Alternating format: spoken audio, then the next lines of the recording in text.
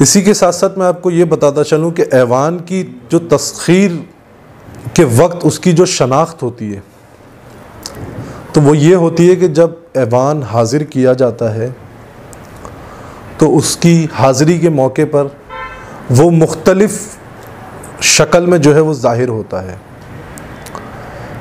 बाज़ औक़ात वो धुएँ की सूरत में ज़ाहिर होता है, बाज़ औक़ात वो आग की सूरत में ज़ाहिर होता है, बाज़ औक़ात वो अपनी असल हालत में ज़ाहिर होता है।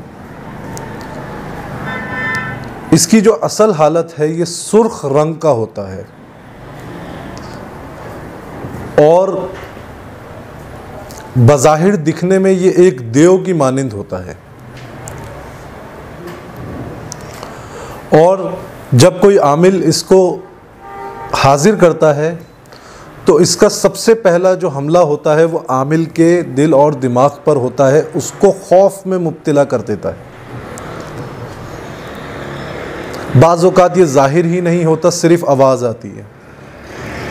तो ये इसके मुख्तलिफ़ तरीक़ेकार हैं हाजिर होने के।